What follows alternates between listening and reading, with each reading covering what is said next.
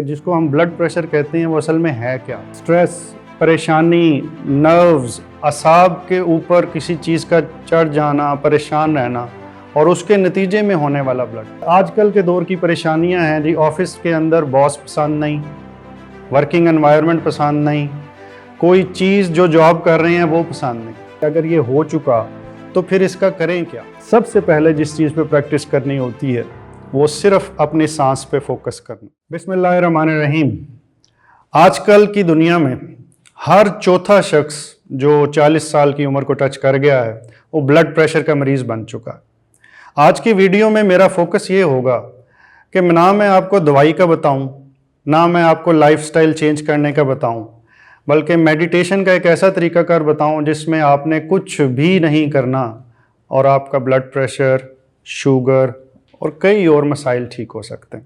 Number 1 پہ اس ساری video کو سٹارٹ کرنے سے پہلے اس سارے مسئلے کو سمجھنا پڑے گا کہ جس کو ہم بلڈ پریشر کہتے ہیں وہ اصل میں ہے کیا۔ میں آج بلڈ پریشر کی صرف اس قسم پہ فوکس کرنا چاہتا ہوں جس کے اندر سٹریس، پریشانی، نروز، اعصاب کے اوپر کسی چیز کا چڑھ جانا، پریشان رہنا اور اس کے نتیجے میں ہونے والا بلڈ پریشر ہے۔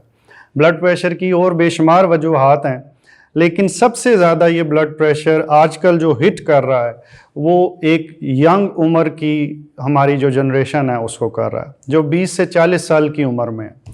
یہ وہ لوگ ہیں جو پروفیشنلز ہیں، کام کر رہے ہیں، نوکریاں کر رہے ہیں، بزنسز کر رہے ہیں، اور ان کے جو اپنے زندگی کے سٹریس ہیں انہوں نے وقت سے پہلے ان کو بلڈ پریشر کا مریض بنا دیا ہے۔ آج کل کے دور کی پریشانیاں ہیں جی، آفس کے اندر باس پسند نہیں، ورکنگ انوائرمنٹ پسند نہیں، کوئی چیز جو جاب کر رہے ہیں وہ پسند نہیں، لیکن اب جب گھر بھی آ جاتے ہیں تو یہ چیز یاد رہتی ہے کہ کل دوبارہ اسی باس، اسی کولیگ یا اسی انوائرمنٹ میں جانا ہے یا وہی جاب کرنی ہے جو ہمیں پسند نہیں، اور بے شمار قسم کی پریشانیاں۔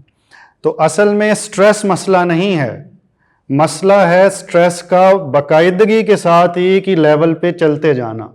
اس کی اگزامپل اس طرح ہی ہے کہ آپ ایک پانی کا گلاس پکڑیں، تھوڑی دیر کے لیے وہ بالکل ہیوی نہیں لگتا، لیکن اگر آپ کو آدھا گھنٹے تک وہ گلاس یہاں پہ رکھنا پڑے تو آپ کا بازو شل ہو جائے گا۔ ہمارے اعصاب بھی اسی طرح شل ہو جاتے ہیں اور اس کے نتیجے میں بلڈ پریشر کا مرض بن جاتا ہے۔ یہ وہ والے سٹریس ہیں جن کی میں نے بات کی کہ ہمارے ذہن جس طرح سٹریس کو لیتا ہے، ہمارے پچھلے دور سے چل رہے تھے اور شاید ہمارے آگے والی نسل کے ساتھ بھی یہ والے چیلنجز آتے رہے، لیکن کچھ سٹریسز وہ ہیں جو ہم نے زندگی میں خود انٹر کیے ہیں۔ مثال کے طور پہ بے شمار سہولتیں جو آج سے کچھ عرصہ پہلے تک صرف سہولتیں تھیں، اب وہ اتنی شدید قسم کی ضرورتیں بن گئی ہیں کہ تھوڑی دیر کے لیے ہمارے پاس نہ ہوں تو ہمیں لگتا ہے جیسے ہمیں سانس ہی نہیں آ رہا۔ اس کی ایگزامپل وائی فائی ہے، تھوڑی دیر کے لیے خراب ہو جائے تو آپ دیکھیں گھر میں کیسا کوہرام سا مچ جاتا، آفیسز میں مسئلہ بن جاتا، اور اس کی بنیاد پہ لوگ لڑنا شروع ہو جاتے ہیں، غصہ کرنا شروع ہو جاتے ہیں۔ مسئلہ اس وائی فائی کا خراب ہونے کا نہیں ہے، مسئلہ اس کے ری ایکشن کا ہے جو ہم اس بنیاد پہ دے رہے ہیں۔ اسی طرح کی بے شمار ایگزامپلز ہیں اور بہت ساری ایگزامپلز آپ کے ذہن میں آ بھی رہی ہوں گی۔ پھر اس کی تیسری بڑی وجہ ہے کہ ہماری زندگی میں ہم نے یہ فیصلہ کر لیا ہے کہ ہم نے اپنی زندگی کو فزیکلی اتنا آسان رکھنے کی کوشش کرنی ہے کہ اگر ہم نے جم بھی گھر سے تھوڑے سے فاصلے پہ ہے تو ہم نے گاڑی پہ جانا اور گاڑی وہاں پہ پارک کر کے پھر اندر تھوڑی دیر ہل جل کرنی ہے اور واپس آ جانا۔ یہ بیسکلی اس طرح ہی ہے کہ ہم سارا تھیم ہی بھول گئے کہ ہم نے جسم کو فنکشنل رکھنا، تو چھوٹے چھوٹے کام خود کرنے کے ساتھ ہی جسم کی فنکشنالٹی بہتر رہے گی۔ اب یہ تو ہو گیا سٹریس جو بہت زیادہ ہمارے نروز پہ چھایا ہوا ہے، اور 20 اور 40 سال اور بعض کا 50 سے 60 سال کی عمر کے لوگوں کو بھی جو بلڈ پریشر ہو رہا ہے اس کی بھی وجہ یہی ہے۔ اب اگلا سوال یہ ہے کہ اگر یہ ہو چکا تو پھر اس کا کریں کیا؟ کیا یہ دوائی کے بغیر ٹھیک ہو سکتا ہے؟ جی، اس کے شروع کے اندر ظاہر ہے کچھ ٹیسٹ ہوں گے، وہ ٹیسٹوں کا ذکر اگر نام لے کے بھی کرنا پڑے تو میں تھوڑا سا کر دیتا ہوں کہ آپ کے گردے کے ٹیسٹ ہوں گے، چکنائی کے ٹیسٹ ہوگا، یورک ایسڈ کا ٹیسٹ ہوگا، ایک ہوموسسٹین کا بھی ٹیسٹ ہوتا ہے آپ کی نمکیات کی خرابی دیکھنے کے لیے، تھائرائیڈ کا بھی ٹیسٹ کروایا جاتا۔ لیکن میرا تجربہ آج کل نیفرولوجی کے ڈیلی میں 20 پیشنٹ دیکھتا ہوں، بلڈ پریشر کے 20 پیشنٹ دیکھتا ہوں، وہ یہ ہے کہ اصل میں بیماری ان ٹیسٹوں میں جواب نہیں ملتا، جواب اس چیز میں ملتا ہے جو تھوڑی دیر پہلے میں نے ذکر کی۔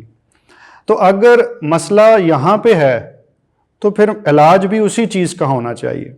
کوئی دوائی فوری طور پہ آپ کے سوچنے کا انداز یا زندگی کے حالات نہیں بدل سکتی، اور حقیقت تو یہ ہے کہ انسان کبھی بھی اپنے باہر والی دنیا پہ مکمل کنٹرول حاصل کر ہی نہیں سکتا، اور یہی ہمارے انسان اور اس کے مالک ہونے کی نشانی ہے۔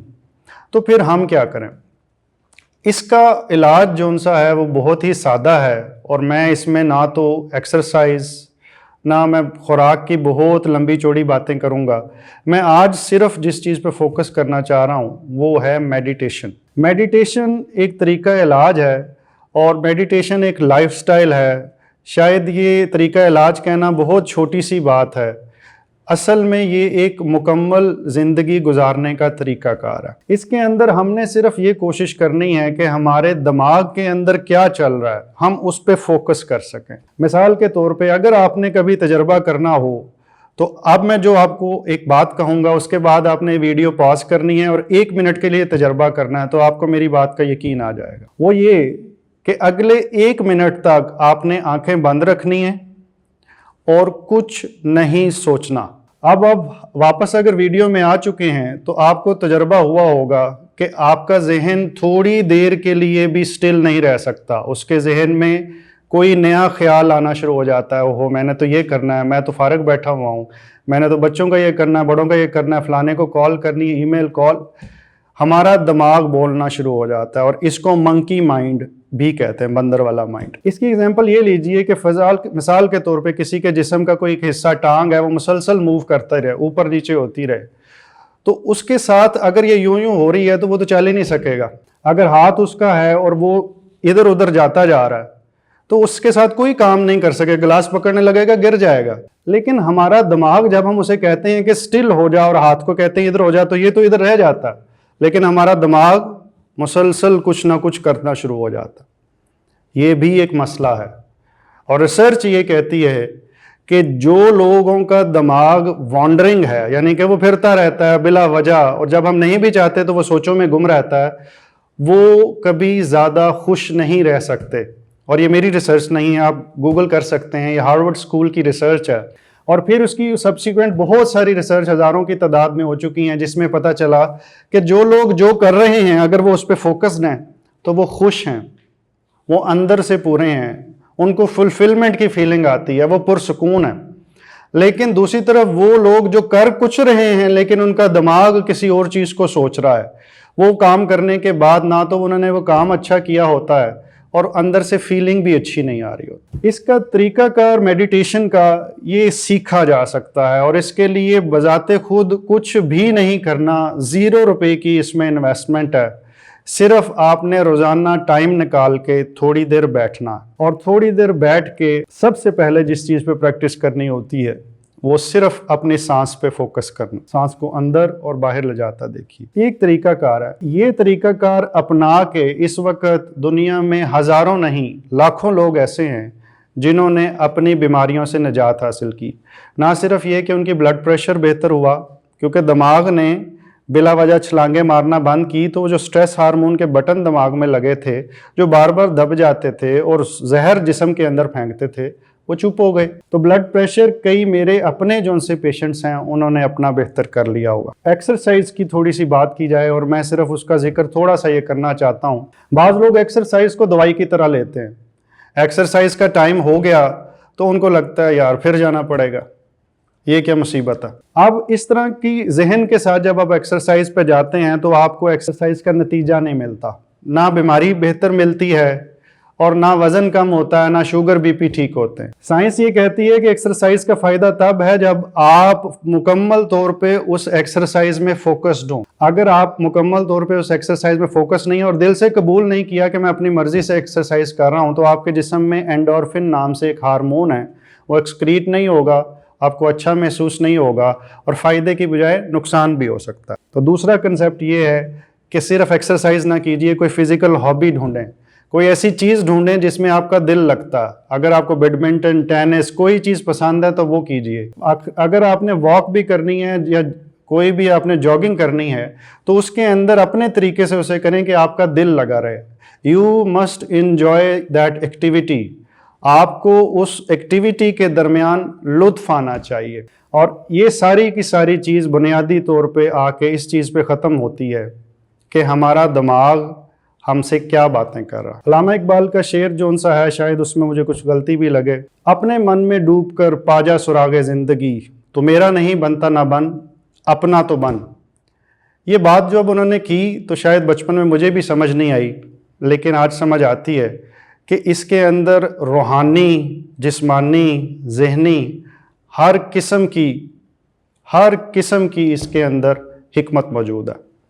اور آخری چیز یہ کہ قرآن میں جہاں پہ نماز پڑھنے کا بھی ذکر ہے، وہاں پہ نماز پڑھنے کا نہیں، نماز قائم کرنے کا کہا گیا ہے.